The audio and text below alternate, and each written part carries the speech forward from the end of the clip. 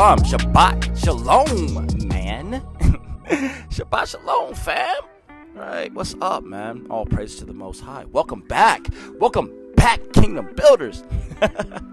Welcome back, road trippers. Welcome back to the road trip, man. Welcome back, Shalom, Shalom. And peace and blessings to you, your homes, your dwelling places. That's right, Akim and Akatim. Brothers, sisters, mothers, fathers, aunties, and uncles, grandmas, and grandpas, everybody in the house. Peace and blessings to those homes, those dwelling places where you stay at. Them children, them loved ones, them friends, and of course, those pets, the little fur babies, man. Little fur NAHGGAs, right? Little fur NAHGGAs. Right, man. That's right. And all praises to the Most High, Abba Yahweh, right? Yahweh, Bahashem, Yahweh Shai, wow, Ruach HaKodesh, man. That's right, my love and my respect to you. But first, man, it's always glory to Yahweh Shai. Honors to the Ruach, right? Then I give my love and my respect to each and every single one of y'all, man, for real. Kingdom Builders, love you. Stay Kodesh. How is your Shabbat going? How was your Shabbat Eve prep? Right, everything was good. Had some good food. You rested. You relaxed. Right? You took care of the kids. You did something that was edifying, possibly. Maybe you watched a video from one of our brothers. Right? Shout out to my family, by the way. You know who you are. All praise to the Most High. That's right, man. Shout out to my family. And having some conversations. Oh, yeah, this morning, man. Edifying conversation from Leon, man. Edifying. I want to shout you out, bro. Thank you so much, man. I love you. I love you, man. All praise to the Most High. All right, so what are we doing? Man, all pleasantries out the way while the frankincense is cooking up here. Let's see what's going on here. What are we doing? We're back in the works of Flavius Josephus, of course. We finished up a finale last night on chapter 3, didn't we? On book 3. Book 3. Salake, yeah, and Salake. All right, fam. So we finished up book 3 last night, and we're going to start book 4, containing the interval of 38 years from the rejection of that generation to the death of Moshe. Oh, boy. All right, we're going to put this out. Hold on. Let's see. There you go. Let it cook. All right, so that's that, and we're going to jump into chapter 1. This is the Works of Flavius Josephus, Antiquities of the Yahudim, book number 4, chapter 1, concerning the fight of the Hebrews with the Canaanites without the consent of Moshe. They did it without their leader, right? And their defeat. There's a reason for that. Right? There's a reason for that. So we're going to explore that right now. Not later, or right now. So if you have some time, go ahead and bring out your scrolls if you got them. If you have these works, please read along with your Ak, right? Right, for accuracy and also for edification purposes. You know, where 2 or 3 or more are gathered, the Ruach is there. What? The dove, man. Come on, let's go, bruv. So, without any further ado, ladies and gentlemen, whoa, fellas in the back. Hey, I need you to sit down. We're about to read, man. Let's go. All right, let's begin. Yeah, man.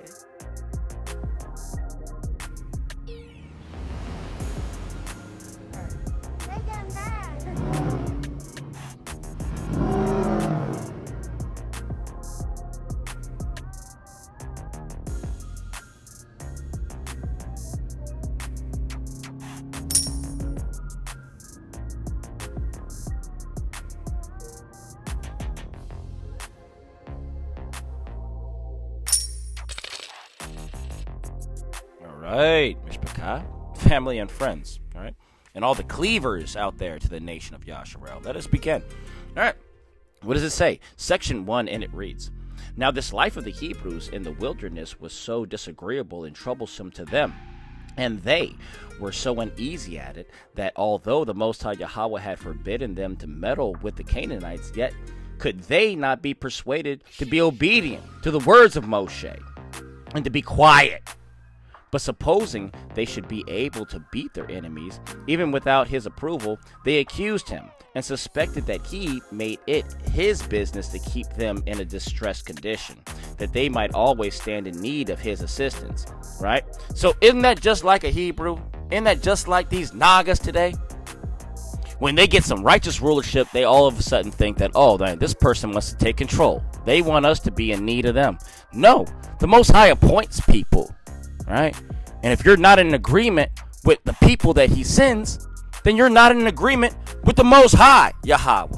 Let's continue reading. I hope you're paying attention, Mishpachah. Listen, it reads, accordingly, they resolved to fight with the Canaanites and said that the Most High gave them his assistance, not out of regard to Moshe's intercessions, but because he took care of their entire nation on account of their forefathers, whose affairs he took under his own conduct, as also that it was on the account of their own virtue that he had formerly procured them their liberty, and would be assisting them.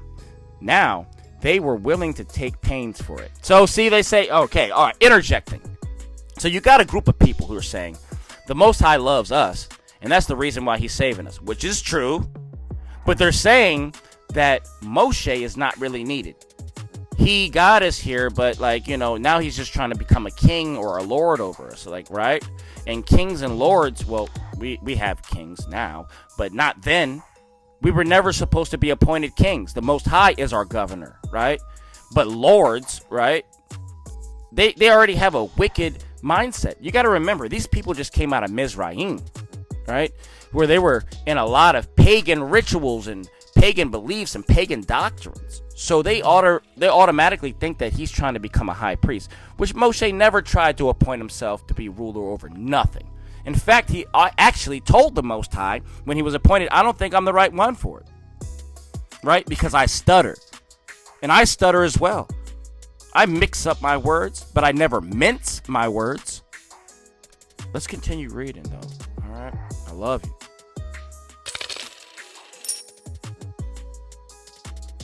All right. So, it reads, they also said that they were possessed of ability sufficient for the conquest of their enemies, although Moshe should have a mind to alienate the Most High from them, right?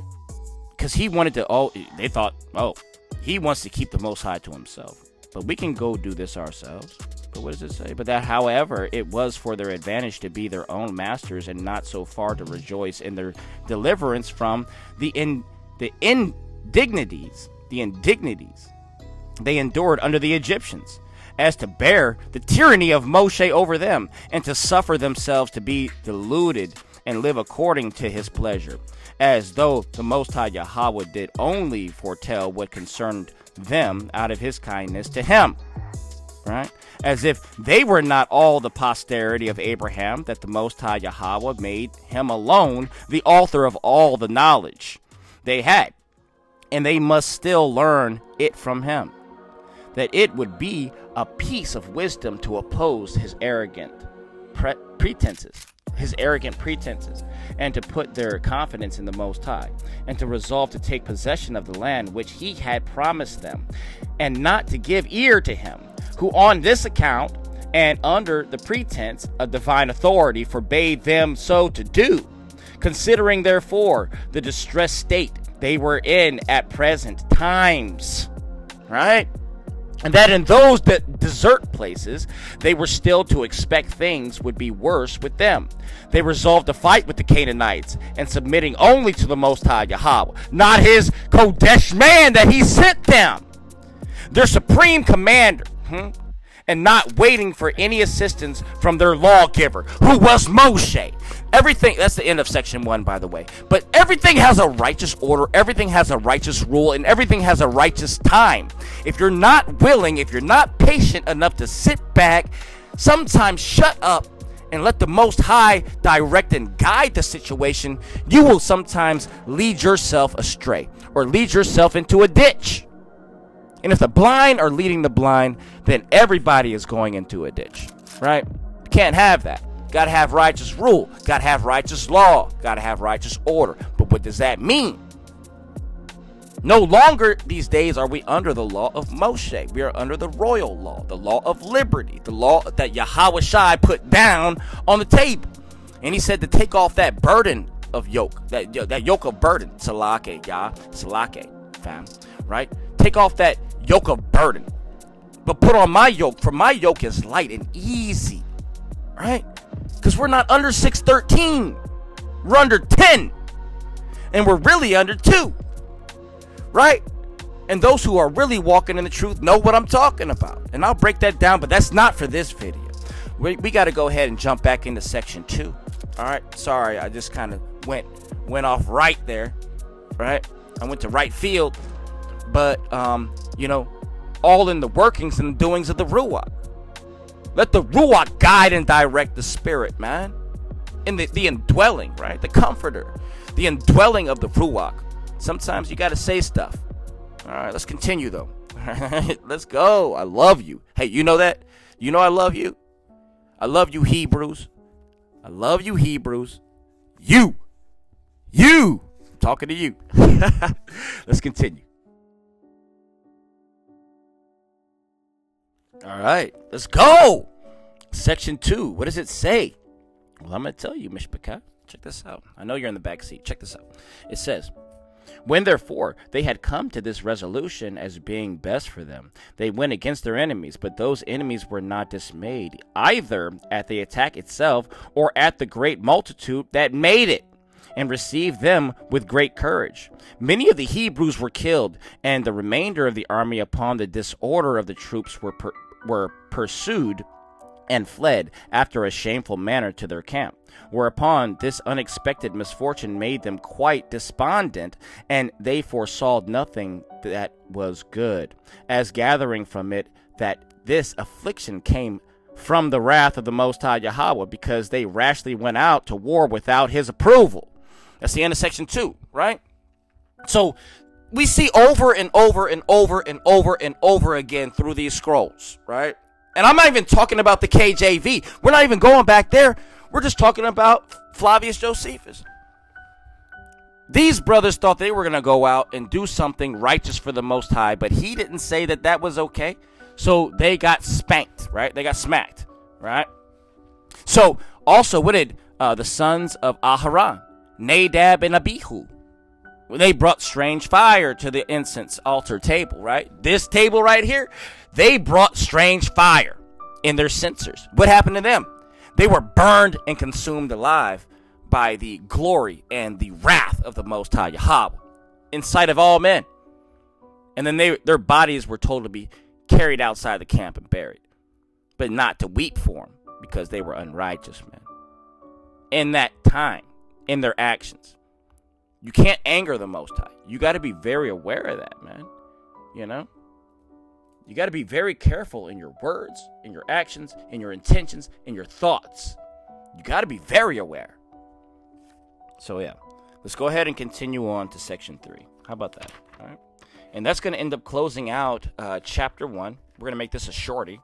And then we'll read chapter 2 possibly later on this afternoon. I really want to convene and reconvene with some of my brothers, my Akim, and I want to talk to them about some matters involving righteousness, right? And how we're supposed to be walking out here, right? Truth, right? Okay, so no further ado. We're about to continue. Let's go. Section 3. Got to stay focused, right? Just got to stay focused.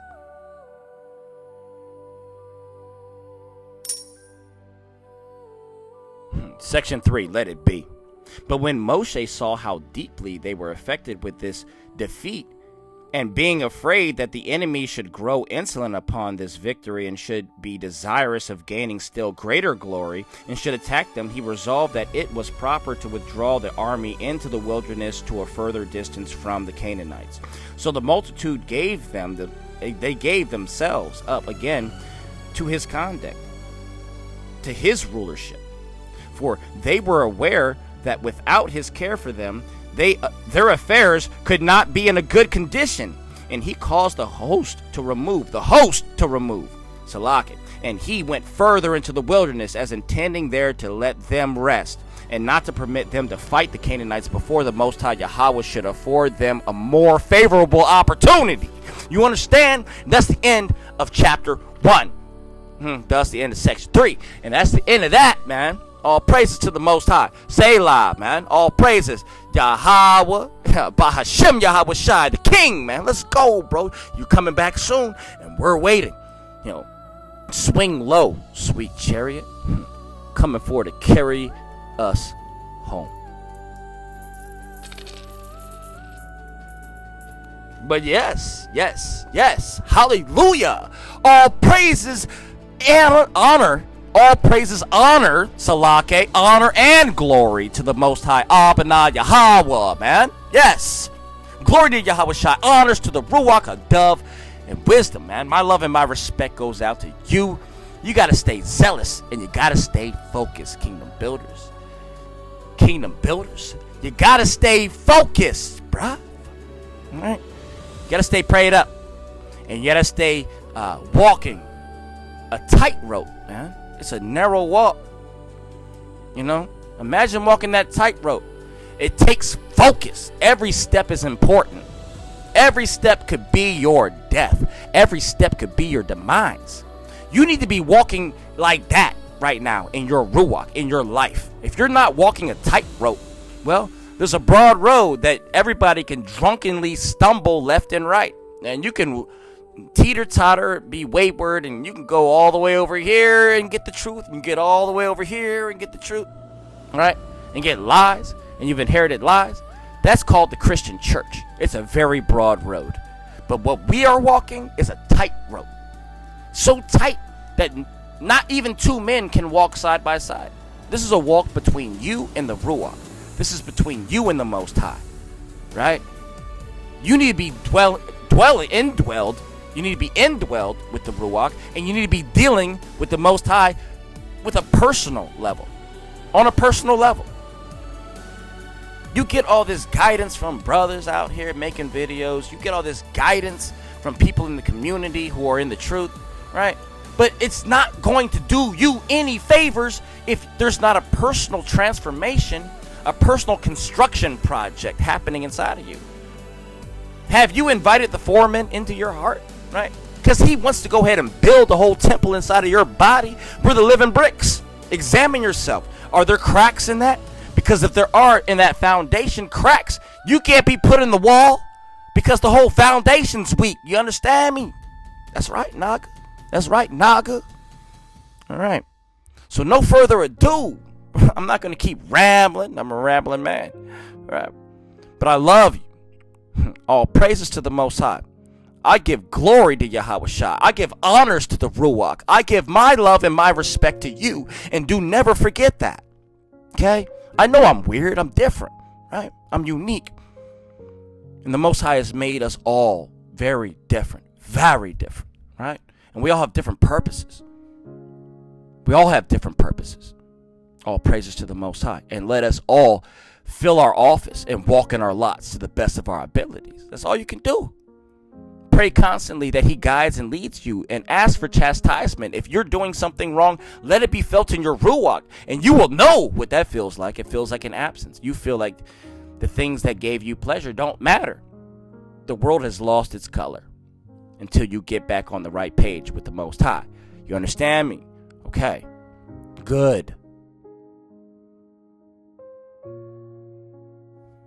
Keep in mind, this is the road trip, so it is very road trip appropriate to say that as you're traveling to and fro up and down the roads from point A to point B to and fro, just be safe out there.